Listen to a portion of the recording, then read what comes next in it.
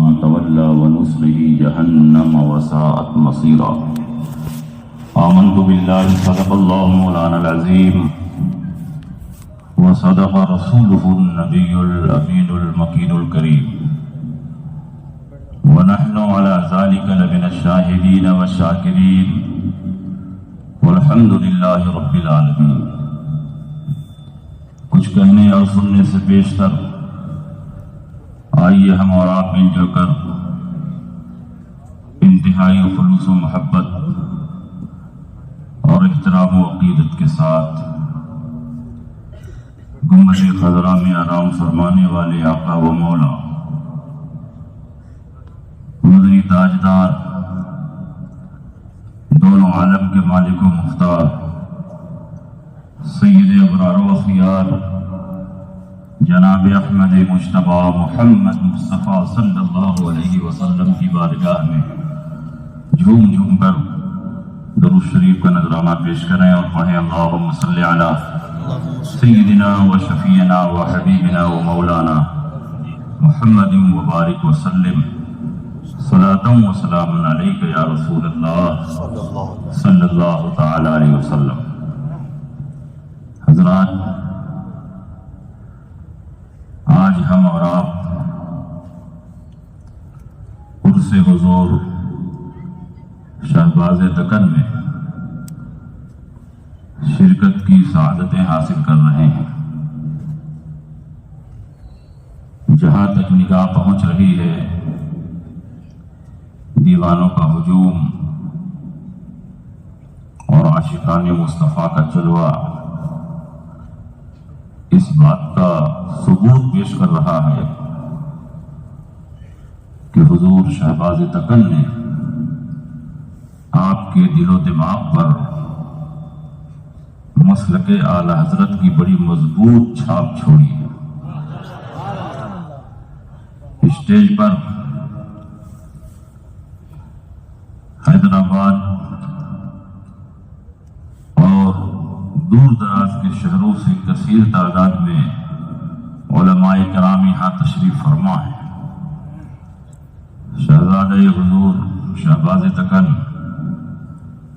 پاسبان مسلک اعلی حضرت خطیب دورہ خلیفہ حضور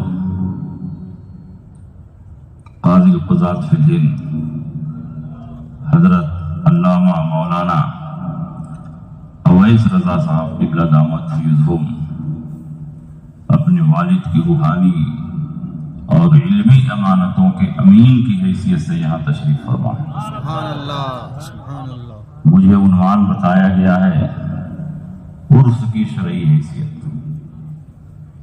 اور حضور شہباز دکن کی شان کے بارے میں کچھ جملے. یہ عنوان پوسٹر میں چھپا ہوا بھی ہے، لیکن اس عنوان پر یا کسی بھی عنوان پر کتاب دیکھنے کی فرصت نہیں ملتی ہے. جب اس جلسے کے لیے چلتے ہیں تو راستے میں کچھ سوچ لیتے ہیں. تو اس عنوان پر بھی الگ سے کچھ کتاب دیکھنے کی فرصت نہیں ملی.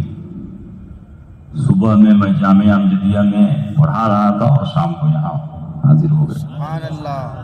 بخاری شریف کی 2 گھنٹے پڑھایا، فتویٰ نویسی کرنے والوں کی کاپیاں چیک کی اور بھی 1-2 گھنٹے پڑھایا. اس کے بعد ایئرپورٹ پہنچا. تو صبح میں مدرسے کا کام اور شام کو جلسے کا کام. صبح میں بچوں کو پڑھانا اور شام کو بوڑھوں کو پڑھانا. تو جو درسگاہ میں پڑھاتا ہوں وہی بتاؤں گا. عرس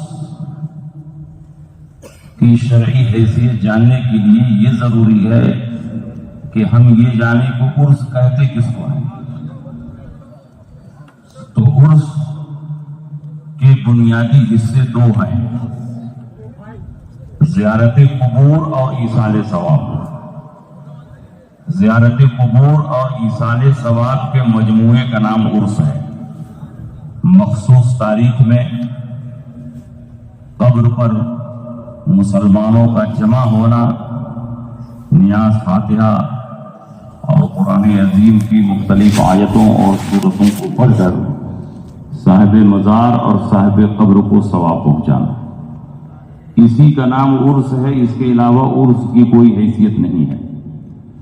اور اگر زیارت قبور کی شرعی حیثیت کتاب و سنت کی روشنی میں ثابت ہو جائے اور ایصال ثواب کی شرعی حیثیت کتاب و سنت کی روشنی میں واضح ہو جائے تو عرس کی شرعی حیثیت خود بخود واضح ہو جائے۔ تو قبروں کی زیارت کرنا، قبروں پر جمع ہونا اور مخصوص تاریخ میں جمع ہو کر قبر کی زیارت کرنا، یہ نہ تو ناجائز و حرام ہے اور نہ ہی بدعت ہے۔ رسول پاک سید عالم صلی اللہ علیہ وسلم نے مسجد قباء کی زیارت کے لیے سنیچر کے دن کو متعین فرمایا۔ وکان النبی صلی اللہ علیہ وسلم یاتی مسجد قباء فی کل سبت، ہر سنیچر کو اللہ کے نبی مسجد قباء کی زیارت کو تشریف لے جاتے۔ اگر زیارت کرنے کے لیے دن متعین کرنا ناجائز و حرام ہوتا تو اللہ کے نبی مسجد قباء کی زیارت کے لیے سنیچر کے دن کو متعین نہ فرماتے۔ تو یہ تعین شرعی نہیں ہے، یہ تعین عرفی ہے۔ عوام آسانی کے لیے تاریخ متعین کر لیتے ہیں۔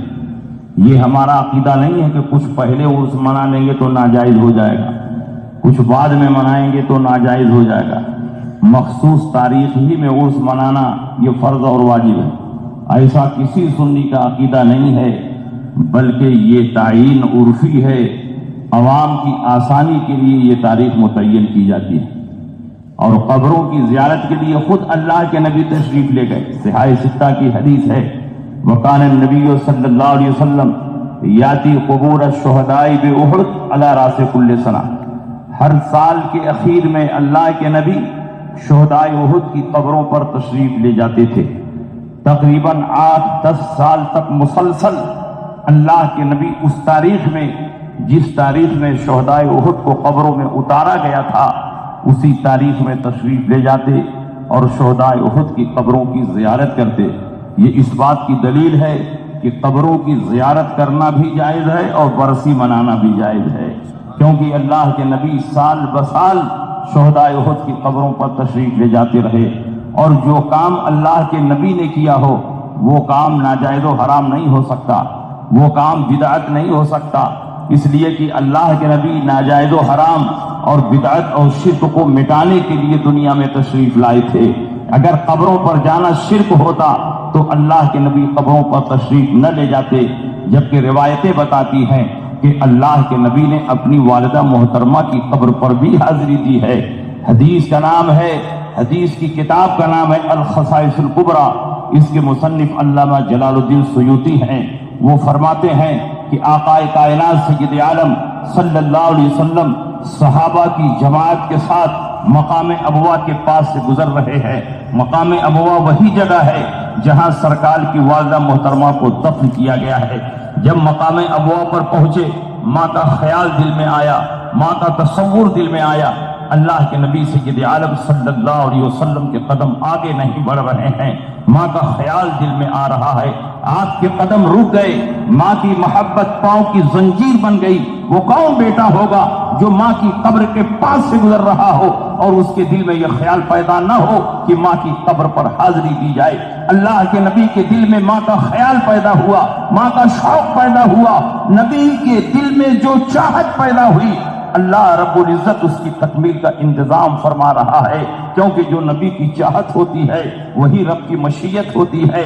خدا کی رضا چاہتے ہیں دو عالم، خدا چاہتا ہے رضائے محمد۔ جبریل امین بارگاہ مصطفیٰ میں نازل ہوئے، کہا یا رسول اللہ، آپ اپنی والدہ محترمہ کی قبر پر جانا چاہتے ہیں، تشریف لے چلیں، اللہ کی طرف سے اجازت ہے۔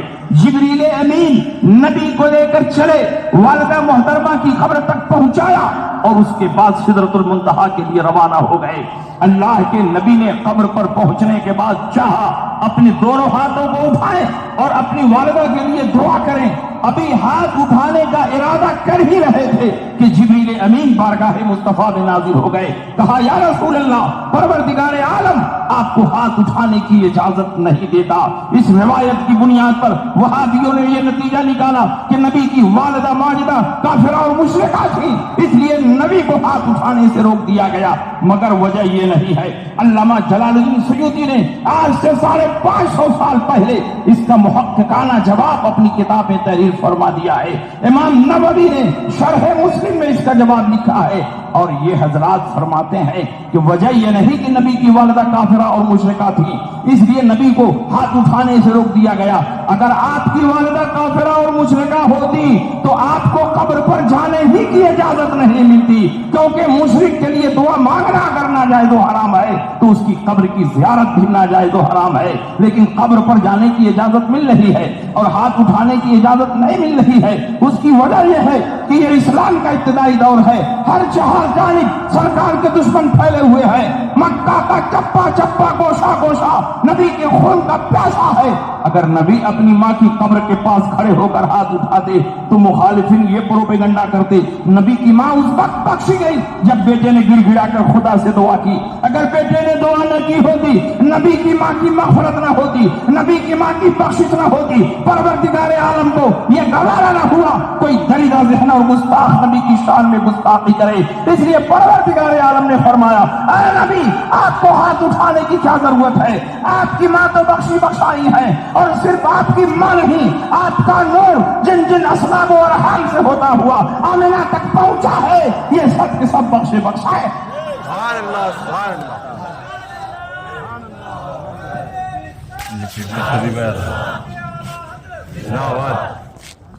نبی کی والدہ ہی نہیں، آپ کے تمام آبا و اجداد، آپ کی تمام امہات و جدات سب کے سب صاحب ایمان ہیں، صاحب توحید ہیں. معاذ اللہ ان میں کوئی بھی کافر و مشرک نہیں ہے. حضرت آدم سے لے کر حضرت عبداللہ تک، حضرت حوا سے لے کر حضرت آمینہ تک، جہاں جہاں آپ کا نور رکھا گیا سب کے سب طیب و طاہر ہیں. اور یہ میں نہیں کہتا، خود اللہ کے نبی ارشاد فرماتے ہیں، کتاب الشفا کی حدیث ہے، لم یزل اللہ ینقلنی من الاسلاب الکریمۃ والارحام الطاہرۃ حتی اخرجنی بین ابویہ. اور شرح زرقانی کی حدیث ہے، لم ازل انقل من اسلاب الطاہرین الی ارحام الطاہرات. ہر زمانے میں پروردگار عالم نے میرے نور کو پاک صلبوں سے، پاک رحموں میں منتقل کیا، یہاں تک کہ مجھ کو میرے والدین کے درمیان سے پیدا فرمایا. اعلیٰ حضرت نے اس موضوع پر بھی کتاب لکھی ہے اور وہابیوں کی کمر توڑ دی ہے. اس کتاب کا نام ہے شمول الاسلام لأصول الرسول الکرام. تو اس روایت سے معلوم ہوا کہ نبی اکرم صلی اللہ علیہ وسلم نے اپنی والدہ محترمہ کی قبر پر حاضری دی. تو جب نبی نے حاضری دے دی تو قبروں پر جانا سنت ہے کہ بدعت؟ مگر آج تک یہ سنت اور بدعت میں فرق نہیں کر پا رہے، کیونکہ جو کوا اور بٹیر میں فرق نہیں کر سکتا وہ سنت اور بدعت میں کبھی فرق نہیں کر سکتا. اللہ کے نبی اپنی والدہ محترمہ کی قبر پر تشریف لے گئے، اور نبی جو کام کر دیں وہ کام پوری امت کے لیے سنت ہے. اور نبی سنت اس لیے جاری فرماتے ہیں کہ میں دنیا میں رہوں یا نہ رہوں لیکن میری سنت پر تم عمل کرتے رہنا، کیونکہ تم اہل سنت ہو. نبی کی سنت پر چلنا یہ تمہارا نصیبہ ہے. اسی لیے اللہ کے نبی جب دنیا سے رخصت ہوئے، حجرہ عائشہ میں آپ کو دفن کیا گیا، تو اب حضرت عائشہ صدیقہ نبی کی قبر پر حاضری دے رہی ہیں. حضور علیہ السلام کے بعد صدیق اکبر خلیفہ ہوئے، تقریباً 2 سال تک امور خلافت کو انجام دیا. جب آپ بھی دنیا سے رخصت ہو گئے اور سرکار کے پہلو میں دفن کر دیا گیا، تو اب حضرت عائشہ صدیقہ دونوں قبروں پر حاضری دیتی ہیں. پہلے حضور کی قبر پر، اس کے بعد صدیق اکبر کی قبر پر. صدیق اکبر کے بعد عمر ابن خطاب خلیفہ ہوئے اور تقریباً 8-10 سال تک شاہانہ صدمت و جلال اور فاتحانہ ٹرفر کے ساتھ امور خلافت کو انجام دیا. جب آپ بھی دنیا سے رخصت ہو گئے، سرکار کے پہلو میں دفن کیا گیا، تو अब हजरत आयशा तीनों कब्रों पर जा रही हैं, पहले हुजूर की कब्र पर, उसके बाद सिद्दीक अकबर की कब्र पर, उसके बाद उमर इब्ने खत्ताब की कब्र पर। लेकिन जब से हजरत उमर की कब्र बनी है, हजरत आयशा आती है तो चेहरे पर नकाब लगा के आती है, पूरे जिस्म को चादर से छुपा कर आती है। सहाबा ने पूछा कि सबसे पहले हुजूर की कब्र बनी, आप आती रही, आपके चेहरे पर नकाब नहीं आया। उसके बाद सिद्दीक अकबर की कब्र बनी, आप आती रही, आपके चेहरे पर नकाब नहीं आया। लेकिन जब से उमर की कब्र बनी है, आप आती है तो चेहरे पर नकाब क्यों होता है, पूरे जिस्म को चादर से छुपा कर क्यों आती है? हजरत आयशा सिद्दीका का जवाब सुनो और मसलक के आला हजरत की हक्कानियत को अपने माथे की निगाहों से देखो। हजरत आयशा फरमाती है, सबसे पहले हुजूर की कब्र बनी, हुजूर मेरे शौहर हैं, अपने शौहर से कोई पर्दा नहीं होता। उसके बाद सिद्दीक अकबर की कब्र बनी, सिद्दीक अकबर मेरे बाप हैं और अपने बाप से भी कोई पर्दा नहीं होता। लेकिन जब से उमर की कब्र बनी है, मैं उमर जैसे गैर महरम से शर्म करती हूँ, इसीलिए अपने चेहरे पर नकाब डाल के आती हूँ। ये रिवायत एक दो किताबों में नहीं, चार चार मुस्तनद किताबों में मौजूद है। मुस्तदरक लिल हाकिम में, मुस्नद इमाम अहमद इब्न हंबल में, मिशकात शरीफ में, शरहुस सदूर बिशरह हालिल मौता वल कुबूर में हजरत आयशा फरमाती है, फलम्मा दुफिना उमर फमा दखलतु इल्ला व अना मशदूदतुन अला सियाबी हया मिन उमर। जब से उमर दफन किए गए हैं, मैं आती नहीं हूँ मगर चेहरे पर चादर डालकर, चेहरे पर नकाब डालकर आती हूँ। हया मिन उमर, उमर से हया करने की वजह से, उमर से शर्माने की वजह से। आप औरतों का मिजाज अच्छी तरह जानते हैं, औरतें कम मर्दों से शर्माती हैं जब उनको ये एहसास हो कि कोई मर्द उनको देख रहा है। गोया हजरत आयशा सिद्दीका ने अपने इस अमल से दुनिया के मुसलमानों को बता दिया कि उमर अपनी कब्र में जिंदा है और आने वालों को देख रहे हैं। जब नबी का गुलाम अपनी कब्र में जिंदा है तो नबी की जिंदगी पर मुनाजरा क्यों हो रहा है? इसीलिए आला हजरत ने फरमाया, तो जिंदा है वल्लाह, तो जिंदा है वल्लाह, मेरी चश्मे आलम से छुप जाने वाली। लेकिन इस रिवायत से ये नतीजा न निकाल लें कि औरतों को भी मज़ारात पर जाने की इजाजत है। ये उस दौर की बात है जब सालिहीन और सालिहात हर तरफ फैले हुए थे और आज फासिकीन और फासिकात हर तरफ फैले हुए हैं।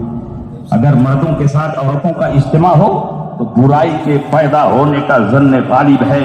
इसीलिए उलमाए मुतअख्खिरीन ने मज़ारात पर जाने से औरतों को मना फरमा दिया है और यही इस दौर का मुख्तार फतवा है। आला हजरत ने इस मौजू पर भी किताब लिखी है, जुमलुन नूर फी नही निसाअन ज़ियारतिल कुबूर।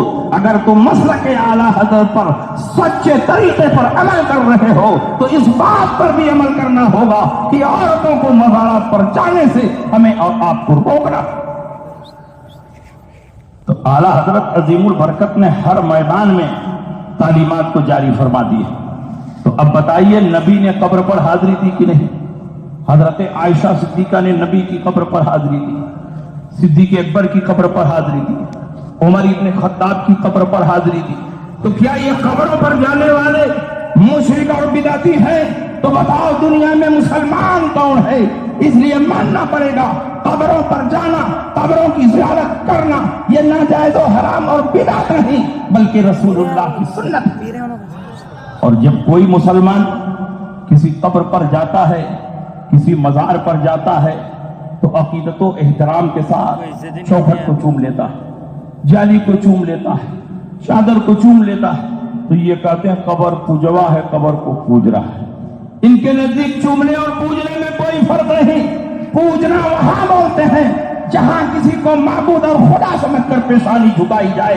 एक सुन्नी सही अकीदा मुसलमान हर चंद के औलिया अल्लाह के मज़ारात पर जाता है, उनके कश्फो करामात, उनकी रियाजत और मुजाहिदात को तस्लीम करता है, मगर हज़गिर उनको अल्लाह नहीं मानता, अल्लाह की मखलूक मानता है, अल्लाह का बंदा मानता है, अल्लाह का वली मानता है, अल्लाह का महबूब मानता है। अकीदे की सराहत के बावजूद भी चूमने को पूजना कहना यह तासुब है, तंग नजरी है, इल्जाम तराशी है, हक़ाइक़ से चश्मपोशी خاموشی ہے، یہ تو کوئی سرفرا اور پاگل ہوگا جو کسی قبر پر پہنچنے کے بعد معاذاللہ یہ تصور کرے کہ یہاں اللہ لیتا ہوا ہے۔ کوئی مسلمان ایسا نہیں سوچ سکتا، کیونکہ مسلمانوں کو ماں کی گود میں یہ عقیدہ پلا دیا گیا ہے کہ اللہ حی ہے، اللہ قیوم ہے، اللہ ہمیشہ سے ہے اور ہمیشہ رہے گا۔ جب وہ ہمیشہ سے ہے اور ہمیشہ رہے گا تو اس پر موت نہیں طاری ہوگی، جب اس پر موت نہیں طاری ہوگی تو اس کی قبر بھی نہیں ہوگی، جب اس کی قبر نہیں ہوگی تو اس کی چادر بھی نہیں ہوگی۔ پتہ چلا چادر اس کی ہوگی جس کی قبر ہو، قبر اس کی ہوگی جس پر موت طاری ہو، اور اللہ پر موت طاری ہو ہی نہیں سکتی تو کسی قبر پر پہنچنے کے بعد کوئی مسلمان کیسے سوچ سکتا ہے کہ یہاں اللہ لیتا ہوا ہے؟ اس لیے میں کہتا ہوں یہ ان کا دھوکہ ہے، یہ ان کا فریب ہے، یہ ان کا مغالطہ ہے۔ اگر تم چومنے کو پوجنا کہو گے روئے زمین پر کوئی مسلمان نہیں بچے گا۔ کون غلاف کعبہ کو نہیں چومتا؟ کون حجر اسود کو نہیں چومتا؟ کون قرآن کے جزو دان کو نہیں چومتا؟ بخاری کی حدیث بتاتی ہے نبی نے اپنی بیٹی فاطمہ الزہرا کی پیشانی کو چوما ہے، حضرت فاطمہ نے نبی کے دست مبارک کو چوما ہے۔ مشکات شریف کے شروع میں وفد عبد القیس کی حدیث موجود ہے کہ وفد عبد القیس آئے تو اپنے سامانوں کو چھوڑ چھاڑ کر نبی کی بارگاہ میں پہنچے۔ جمال جہارا کو دیکھا تو بے چین و بے قرار ہو گئے اور نبی کے چہرے کو بوسا دیا، نبی کے ہاتھ کو بوسا دیا، نبی کے پاؤں کو بوسا دیا۔ تو کیا ان چیزوں کے چومنے والے کافر و مشرک ہے؟ تو روئے زمین پر مسلمان کون ہے؟ اس لیے ماننا پڑے گا چومنا اور ہے، پوجنا اور ہے۔ اگر تم چومنے اور پوجنے میں فرق نہیں سمجھتے ہو تو آؤ میں تاریخ اسلام کی روشنی میں 1 منٹ میں سمجھا دوں چومنے اور پوجنے میں کتنا فرق ہے۔ اسلام کی تاریخ نگاہوں کے سامنے رکھیے۔ سن 8 ہجری ہے، فتح مکہ کا موقع ہے۔ اللہ کے نبی سید عالم صلی اللہ علیہ وسلم شاہانہ صدمت الجلال اور فاتحانہ کروفر کے ساتھ مکہ مکرمہ میں داخل ہوئے۔ اس وقت خانہ کعبہ میں 360 بت رکھے ہوئے تھے۔ اللہ کے نبی نے حضرت علی کے ذریعے ان تمام بتوں کو توڑا دیا اور ان کا ملبہ اٹھا کر باہر پھینکوا دیا۔ یہ بت کس چیز کے بنے تھے؟ پتھر کے بنے تھے۔ اللہ کے نبی نے پتھر کی ان تراشیدہ خداؤں کو توڑ کر باہر پھینکوا دیا۔ لیکن یہی اسلامی تاریخ ہمیں یہ بھی بتاتی ہے کہ بہت پہلے اللہ کے نبی نے اپنے مقدس ہاتھوں سے اسی خانہ کعبہ میں ایک پتھر کو عزت و احترام کے ساتھ نصب کیا تھا، جسے حجر اسود کہا جاتا ہے، جسے چوما جاتا ہے۔ مجھے کہنے نہ دیا جائے ان دونوں پتھروں میں کیا فرق ہے؟ ایک پتھر کو کعبہ سے نکال کر پھینکا جا رہا ہے، دوسرے پتھر کو اسی کعبہ میں عزت و احترام کے ساتھ نصب کیا جا رہا ہے۔ مجھے کہنے دیا جائے جس پتھر کو چھوڑا گیا اللہ کے نبی نے نصب فرما دیا، اور جس پتھر کو پوجا گیا تھا اللہ کے نبی نے نکال کر باہر پھینک۔ اس لیے چومنے اور پوجنے میں زمین و آسمان کا فرق ہے۔ اگر چومنے کو پوجنا کہو گے تو صحابہ بھی تمہارے فتوے سے نہیں بچ پائیں گے، اور صحابہ سے بڑا موحد کون ہے؟ اٹھائیے ایک روایت، حضرت ابو دردہ رضی اللہ عنہ فرماتے ہیں، مسند امام احمد بن حنبل کی یہ روایت ہے، جب نبی کا وصال ہو گیا حضرت بلال حبشی مدینہ منورہ چھوڑ کر ملک شام میں آباد ہو گئے۔ ایک مدت کے بعد اللہ کے نبی خواب میں تشریف لائے۔ بلال حبشی نے نبی کے چہرے کو خواب میں دیکھا۔ اللہ کے نبی نے ارشاد فرمایا، یا بلالو ما هذه الجفوہ الم یعنی ان تزورنی فبکا بکاء کثیرا ورکب راحلتہ۔ اے بلال حبشی، یہ کیا ظلم ہے؟ کیا میری یاد تم کو نہیں کر پاتی؟ میری قبر کی زیارت کے لیے مدینہ منورہ نہیں آؤ گے؟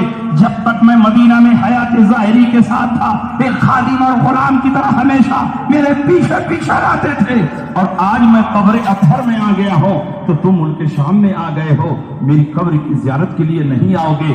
بلال حبشی کی آنکھ کھلتی ہے، زار و قطار رو رہے ہیں، پھوٹ پھوٹ کر رو رہے ہیں۔ بلال حبشی نے یہ نہیں سوچا خواب میں آنے والا کوئی اور ہوگا، نبی نہیں ہوں گے، اس لیے کہ وہ صحابی تھے، وہابی نہیں تھے۔ ان کا یہ عقیدہ تھا کہ اگر خواب میں بھی نبی آئیں تو وہ نبی ہی ہیں، نبی کی شکل و صورت میں کوئی دوسرا نہیں ہو سکتا، کیونکہ اللہ کے نبی نے ارشاد فرمایا، من رانی فی المنام فقد رانی فإن الشیطان لا یتمثل بی۔ جس نے مجھ کو خواب میں دیکھا اس نے حقیقتاً مجھے کو دیکھا، کیونکہ شیطان کو بھی یہ پاور اور اختیار نہیں کہ نبی کی شکل و صورت اختیار کرے۔ بلال حبشی گھوڑا منگاتے ہیں، گھوڑے پر سوار ہوتے ہیں اور مدینۃ الرسول کے لیے نکل پڑتے ہیں۔ جب مدینہ منورہ پہنچے گھوڑے سے نیچے آئے، قبر نبی پر حاضر ہوئے صحابہ کا مجمع عام ہے، بلال حبشی پھوٹ پھوٹ کر رو رہے ہیں اور قبر نبی پر اپنا ہونٹ رکھے ہوئے ہیں۔ جب قبر پر ہونٹ رکھا جائے گا تو بتاؤ گوسا کا معنی پایا جائے گا کہ نہیں پایا جائے گا؟ یہ اس بات کی دلیل ہے کہ نبی کی قبر کو گوسا دینا یہ شرک اور بدعت نہیں ہے بلکہ بلال حبشی کی سنت۔ اور آپ حج کے لیے جائیں گے تو نجدی وادی وہاں چھوٹا چھوٹا پمفلٹ بانٹیں گے کہ جب حج کے لیے آؤ تو صرف حج کی نیت سے آؤ، نبی کی قبر کی زیارت کی نیت سے سفر کرنا ناجائز و حرام۔ میں آپ سے پوچھتا ہوں بلال حبشی نے ملک شام سے مدینہ منورہ کا سفر کس نیت سے کیا تھا؟ تجارت کی نیت سے، بزنس کی نیت سے، کسی سے ملاقات کرنے کے لیے نہیں، صرف اور صرف نبی کی قبر کی زیارت کی نیت سے سفر کیا تھا۔ یہ اس بات کی دلیل ہے کہ نبی کی قبر کی زیارت کی نیت سے سفر کرنا یہ ناجائز و حرام نہیں بلکہ بلال حبشی کی سنت ہے۔ اور اس سنت پر پوری مضبوطی سے اعلیٰ حضرت امام احمد رضا عمل کرتے ہوئے نظر آتے ہیں۔ جب اعلیٰ حضرت دوسری بار باطنی کشف کی بنیاد پر بغیر کسی منصوبہ اور پلان کے زیارت حرمین طیبین کے لیے نکلے تو لوگوں نے پوچھا حضور کہاں جا رہے ہیں؟ تو اعلیٰ حضرت فرماتے ہیں گنبد خضرا کا دیدار کرنے جا رہا ہوں، روضہ اقدس کی زیارت کے لیے جا رہا ہوں۔ ایک مرید نے کہا حضور آپ تو حج کے لیے جا رہے ہیں، حج کا نام نہیں لیتے، طواف کا نام نہیں لیتے، سعی کا نام نہیں لیتے، وقوف کا نام نہیں لیتے، رمی جمرات کا نام نہیں لیتے۔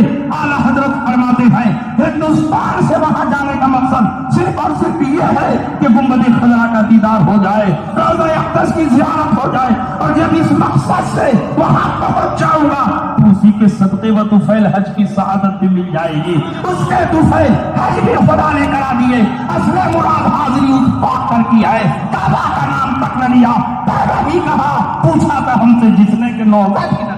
سبحان اللہ سبحان اللہ سبحان اللہ یا رسول اللہ اعلیٰ حضرت اعلیٰ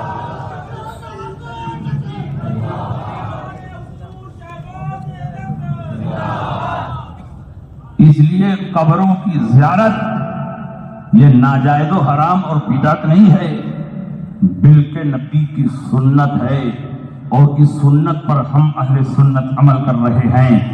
تو عرس کی شرعی حیثیت دو حصوں پہ مشتمل ہے، ایک قبر کی زیارت اور ایک ایصال ثواب۔ فتح القدیر میں امام ابن الحمام نے ایصال ثواب کا پورا ایک باب ہی باندھا ہے اور اس میں بہت ساری حدیثیں نقل فرمائی ہے۔ اس میں ایک حدیث یہ بھی ہے من مر علی المقابر وقرأ قل هو الله احد 11 مرة ثم وهب اجرها للاموات اوتي من الاجر بعدد الاموات۔ جو کسی قبرستان سے گزرے اور 11 مرتبہ قل هو الله شریف پڑھ کر ثم وهب اجرها للاموات اس کا ثواب مردوں کو بخشے تو قبرستان میں جتنے مردے لیٹے ہیں ان کی تعداد کے برابر اس کو ثواب دیا جائے گا۔ اگر ثواب نہ پہنچتا، ایصال ثواب جائز نہ ہوتا، قبروں پر جانا جائز نہ ہوتا تو قل هو اللہ پڑھنے والے کو اتنا ثواب کیوں دیا جا رہا ہے؟ یہ اس بات کی دلیل ہے کہ قبروں پر جانا بھی جائز ہے اور ایصال ثواب بھی جائز ہے۔ اور ایصال ثواب کس کو کہتے ہیں؟ زندوں کے نیک عمل کا ثواب مردوں کو پہنچایا جائے۔ آپ نے قرآن کی تلاوت کی اور نیت کری اس کا ثواب حضور شہباز دگن کو پہنچے گا۔ آپ نے قربانی کی اور نیت کی اس کا ثواب رسول اللہ کو پہنچے گا۔ آپ نے صدقہ و خیرات کیا اور نیت کی کہ گھر کے بزرگوں کو پہنچے گا۔ زندوں کے نیک عمل کا ثواب مردوں کو پہنچانا یہی ایصال ثواب ہے، اور ایصال ثواب ایک دو نہیں بلکہ کئی درجن حدیثوں سے ثابت۔ یہ کہتے ہیں کہ قرآن ہم پڑھیں ثواب ہمارے بابا کو ملے، قربانی ہم کریں ثواب ہمارے دادا کو ملے، کھانا ہم پکائیں اور ثواب دوسرے کو ملے، ایسا نہیں ہوگا۔ جو نیک عمل کرے گا اسی کو ثواب ملے گا۔ لیکن آئیے میں آپ کے سامنے بخاری شریف کی صرف 2 حدیث پیش کر رہا ہوں، اس سے ثابت ہو جائے گا کہ ہم حنفیوں بریلویوں کا مذہب کتنا مضبوط اور مستحکم ہے اور بخاری کے مطابق ہے۔ بخاری شریف کی حدیث ہے ان امرأة من جحینة جاءت الى النبی صلی اللہ علیہ وسلم وقالت یا رسول اللہ ان امی نذرت ان تحج فلم تحج حتى ماتت افاحج عنها قال حج عنها۔ ایک عورت جو قبیلہ जुहैरा से ताल्लुक रखती थी, नबी की खिदमत में हाजिर हुई। कहा या रसूल अल्लाह, मेरी माँ ने नजर मानी थी कि हज करेंगी, हज न कर सकी, उनका इंतकाल हो गया, दुनिया से चली गई, क्या अब मैं ही उनकी तरफ से हज कर लूं, मेरी माँ को सवाब मिल जाएगा? नबी ने फरमाया हज कर ले, सवाब मिल जाएगा। दूसरी हदीस, इन्ना इमरातन मिन खसान जाकर नबी सल्लल्लाहु अलैहि वसल्लम वकालत या रसूल अल्लाह इन्न फरीज़त अल्लाह या कतबी शेखन कबीरन ला यसबुतु अला राहिला अफा अहुज्जु अनहु क़ाल हुज्जी अनहु वज़ालिका फी हज्जतिल वदा। एक औरत जो कबीले खसान से ताल्लुक रखती थी, नबी की खिदमत में हाजिर हुई। कहा या रसूल अल्लाह, मेरे बाप बिल्कुल बूढ़े हो चुके थे, सवारी पर बैठने की ताकत और कुदरत नहीं थी, इसीलिए वो हज को न गए और उनका इंतकाल हो गया। क्या मैं ही अपने बाप की तरफ से हज कर लूं, मेरे मरे हुए बाप को सवाब मिल जाएगा? नबी ने फरमाया हज कर ले, सवाब मिल जाएगा। ये हज्जतुल वदा का वाकया है। गौर कीजिए, पहली हदीस में हज लड़की कर रही है और सवाब उसकी मरी हुई माँ को मिल रहा है। दूसरी हदीस में हज लड़की कर रही है और सवाब उसके मरे हुए बाप को मिल रहा है। यह इस बात की दलील है कि जिंदों के नेक अमल का सवाब मुर्दों को पहुंचता है और इसी का नाम मिसाल सवाब है और इसी का नाम वाकया है। ये कहते हैं सवाब नहीं पहुंचता है, तो मैं कहता हूं तुम ठीक ही कहते हो, तुम्हारा नहीं पहुंचता, इसलिए कि ये भी हदीस से साबित है कि सबका नहीं पहुंचेगा, किसी का पहुंचेगा, किसी का नहीं पहुंचेगा। अबू दाऊद की हदीस है, अम्र इब्न अल-आस नबी की खिदमत में हाजिर हुए। कहा या रसूल अल्लाह, मेरा बाप आसिफ ने वाई पूरी जिंदगी आपकी मुखालफत करता रहा, हश्र नस्र जन्नत व दोज़ख का इनकार करता रहा, अज़ाब कब्र तमीम कब्र का इनकार करता रहा। या रसूल अल्लाह, बार बार आपने कलमा पेश किया, उसने आपका कलमा नहीं पढ़ा, आपके मोजज़ात व कमालात देखे मुसलमान नहीं हुआ, काफिर था, कुफ्र पर मरा। लेकिन जब मरने लगा मुझको बुलाया, मेरे छोटे भाई हिशाम को बुलाया, कहा देखो मैंने हमेशा मोहम्मद की बातों का इनकार किया है, लेकिन अब दुनिया से जा रहा हूं तो बड़ा डर लग रहा है, कहीं वहां हिसाबो किताब न शुरू हो जाए तो मेरे पास बचने का क्या जरिया होगा।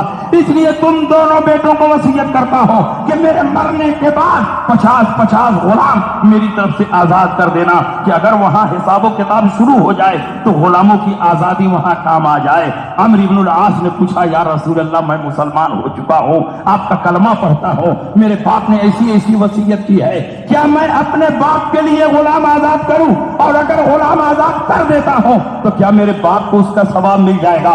नबी ने फरमाया, अबू दाऊद के अल्फाज हैं, लौ काना मुस्लिमन फातक्तुमन हो और तसद्दक्तुमन हो और हजजतुमन हो बलगहु ज़ालिक। अगर तेरा बाप मुसलमान होता और तुम उसकी तरफ से गुलाम आजाद करते, सदका व खैरात करते, हज करते, तो उसको सवाब मिलता, लेकिन तेरा बाप काफिर था इसलिए उसको सवाब नहीं मिलेगा।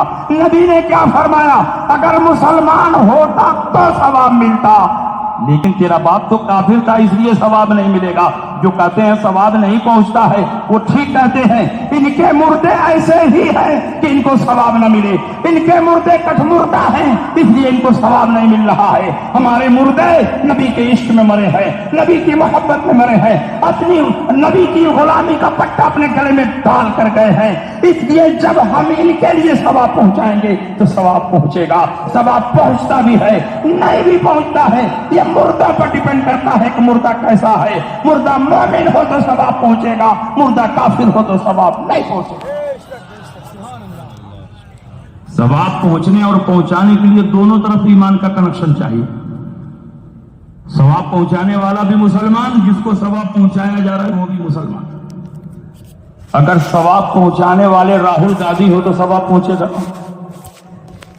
राहुल गांधी किसी को सवाब पहुंचाए तो पहुंचेगा, और अगर किसी काफिर मुशरिक को कोई मुसलमान सवाब पहुंचाए तो भी नहीं पहुंचेगा, और सवाब पहुंचाने वाला अपने मरघट पर पहुंच जाएगा। दोनों तरफ ईमान का कनेक्शन चाहिए। सवाब पहुंचाने वाला भी मुसलमान, जिसको सवाब पहुंचाया जा रहा है वो भी मुसलमान। तुम कहते हो सवाब नहीं पहुंचता है तो चेक करो गड़बड़ी कहाँ है। तुम्हारे मुर्दे में गड़बड़ी है या खुद तुम्हारे अंदर गड़बड़ी है?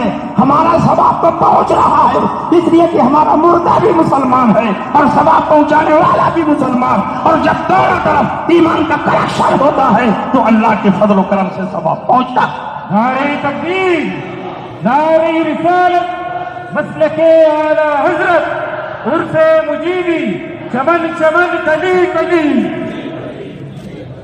یہ کہتے ہیں آپ لوگ ثواب پہنچاتے ہیں تو سامنے کھانا رکھ کر کے کیوں ثواب پہنچاتے ہیں؟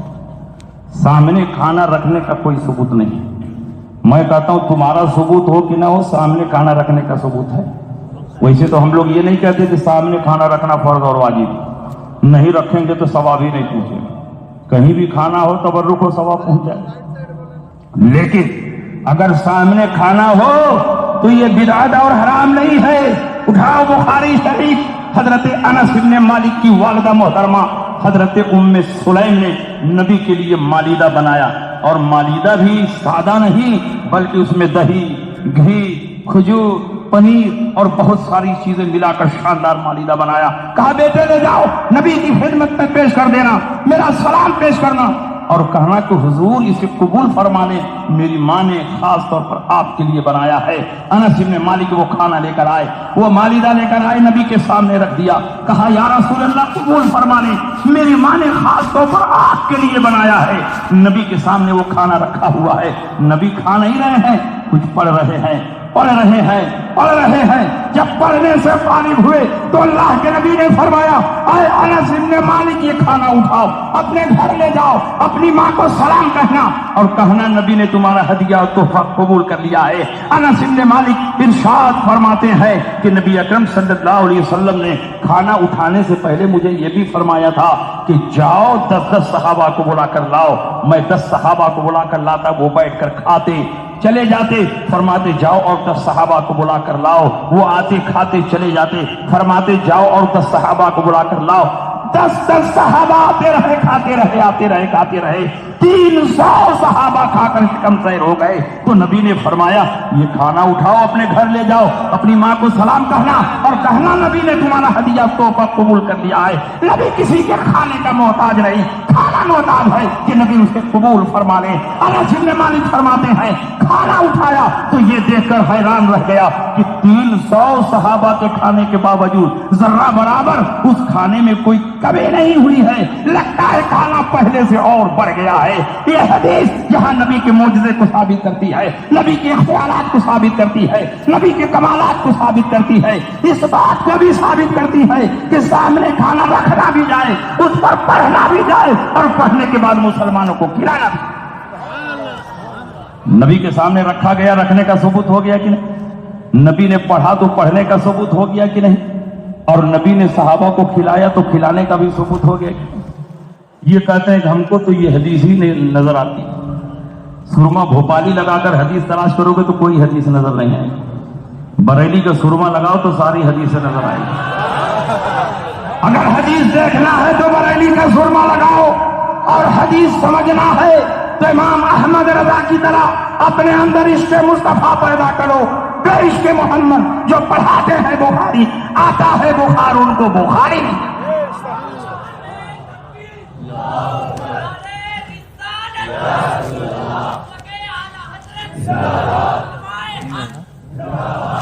اب بتائیے ایصال ثواب کا ثبوت ہو رہا ہے کہ نہیں ہو رہا ہے؟ یہ کہتے ہیں کہ آپ لوگ تو کھانے ہی تو فاتحہ پڑھتے ہیں. جب دیکھیے بریانی ہے، پلاؤ ہے، زردہ ہے، قورمہ ہے. ارے آپ لوگوں کو اگر ثواب ہی پہنچانا ہے تو گلے پر فاتحہ پڑھ دیجیے، غریبوں کو کپڑا دے دیجیے. میں کہتا ہوں کہ تمہارے اوپر احسان کر رہے ہیں، کیونکہ جن چیزوں پر ہم نے فاتحہ پڑھ دیا تم کھانے سے محروم ہو گئے. بریانی پر فاتحہ پڑھ دیا، کھانے سے انکار کر دیا. پلاؤ پر فاتحہ کر دیا، کھانے سے انکار کر دیا. زردہ پر فاتحہ پڑھ دیا، کھانے سے انکار کر دیا.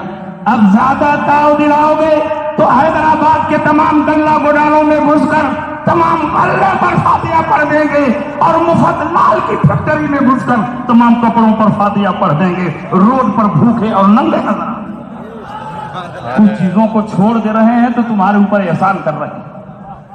اور سنیے کیوں ہم کھانے ہی پر فاتحہ پڑھتے ہیں. بخاری کی حدیث سنیے، اللہ کے نبی سید عالم صلی اللہ علیہ وسلم ارشاد فرماتے ہیں لا تنفق امرأة شيئا من بيت زوجها الا باذن زوجها. کوئی عورت اپنے شوہر کے گھر سے کسی کو کچھ نہ دے مگر شوہر کی اجازت سے دے۔ صحابہ نے پوچھا یا رسول اللہ ولد طعام، عورت کھانا بھی کسی کو نہیں دے سکتی ہے؟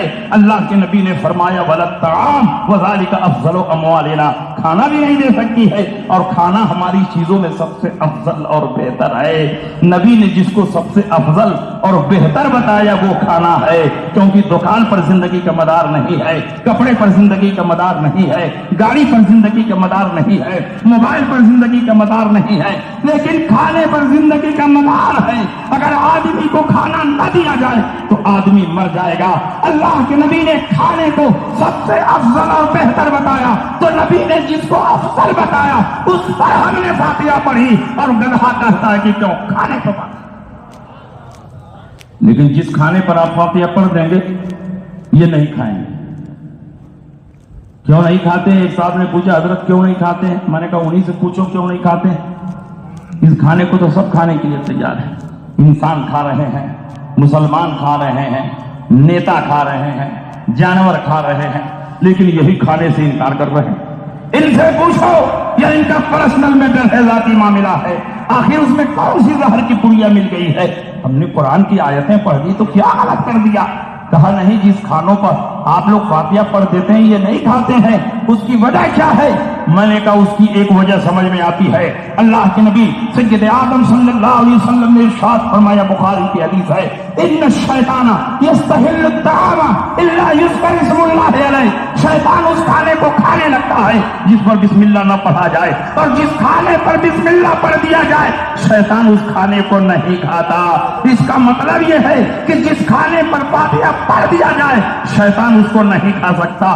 جب صرف بسم اللہ کا اتنا تگڑا جھٹکا ہے تو ہم نے تو اعوذ باللہ بھی پڑھ دیا، بسم اللہ پڑھ دیا، چاروں کل پڑھ دیا، سورہ فاتحہ پڑھ دیا، اب تو ابلیس کا باپ بھی کھانا چاہے تو اس کھانے کو نہیں کھا سکتا۔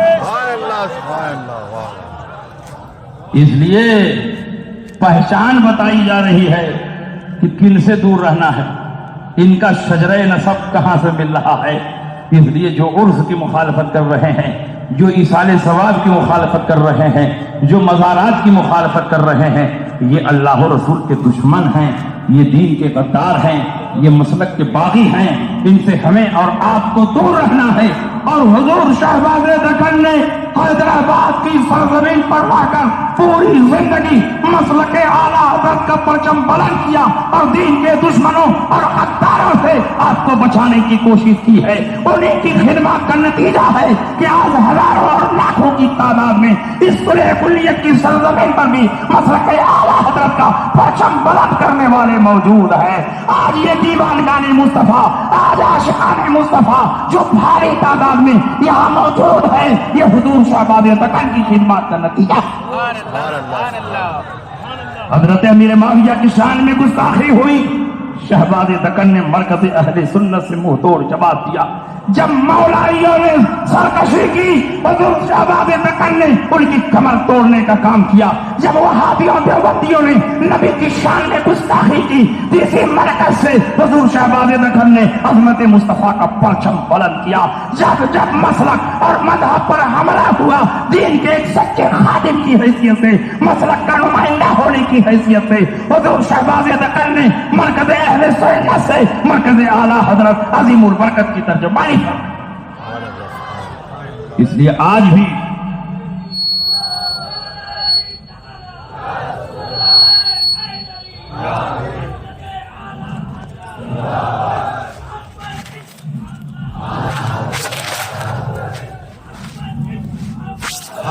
حضرت اعلیٰ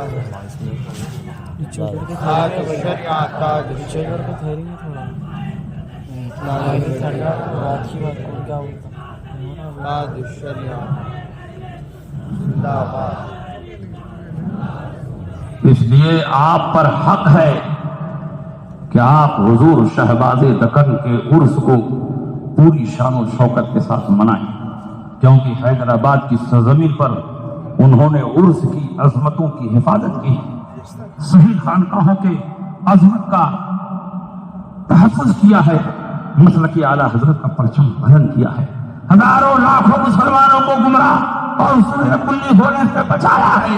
مولالیت کے سینے پر سوار ہو کر اور نیم رافضیوں کے کندھے پر چڑھ کر مسلک اعلیٰ حضرت کا پرچم بلند کیا ہے. اس لیے اللہ نے ان کی شان کو بلند کیا ہے. آپ اس دنیا میں تھے تو لوگ آپ کی راہ میں اپنے دلوں کا فرش بچھاتے تھے، اور آپ اس دنیا سے قبر اطہر میں آ گئے ہیں تو لوگ آپ کی بارگاہ میں پہنچ کر اپنے دلوں کا نذرانہ پیش کرتے ہیں. اس لیے ہر حال میں مرکز اہل سنت کی حفاظت کریں، یہ آپ کا دینی فریضہ ہے. اس کے تمام منصوبوں کو آگے بڑھائیں. اور اس وقت حضور شہباز دکن کے شہزادے حضرت علامہ مولانا اویس رضا صاحب پوری مضبوطی کے ساتھ حیدرآباد کی سرزمین پر مسلک اعلیٰ حضرت کی خدمت کر رہے ہیں. جو راستہ حضور شہباز دکن نے دکھایا تھا، جو تعلیمات آپ نے عام کی تھی، انہی تعلیمات کو لے کر اسی راستے پر حضرت مولانا اویس رضا صاحب چل رہے ہیں. اس لیے آپ ان کے دست و بازو بنیں، ان کے منصوبوں کو آگے بڑھائیں اور مرکز اہل سنت کی حفاظت کا انتظام کریں. انہی باتوں کے ساتھ میں اپنی تقریر ختم کر رہا ہوں. انشاءاللہ پھر موقع ملا تو میں اس موضوع پر اور بھی تفصیل کے ساتھ آپ کے سامنے گفتگو کرنے کی جہارت کروں گا. جاتے جاتے اعلیٰ حضرت کا یہ پیغام بھی سن لیجئے. دشمن احمد پہ شدت کیجئے، ملحدوں کی کیا مروت کیجئے، خیف میں جل جائے بے دینوں کے دل، یا رسول اللہ کی کثرت کیجئے چرچا انہی کا صبح و شام، جالے کافر پر قیامت کیجئے. مثل فارس زلزلے ہو نجد میں ذکر آیات ولادت کیجئے، اور شرک ٹھہرے جس میں تعظیم حبیب اس برے مذہب پہ لعنت کیجئے. انہی باتوں کے ساتھ میں آپ کے درمیان سے گزر رہا ہوں. مجھے امید ہے کہ میری مختصر سی تقریر میں آپ نے عرس کی شرعی حیثیت کا اندازہ اور دلائل و براہین کا بھی اندازہ لگا لیا ہوگا. وآخر دعوانا ان الحمدللہ رب العالمین وما علینا الا البلاغ. السلام علیکم. نعرہ تکبیر، نعرہ رسالت، شہزادہ حضور محدث کبیر، شہزادہ حضور محدث کبیر، داماد حضور سبحان اللہ. محدث کبیر.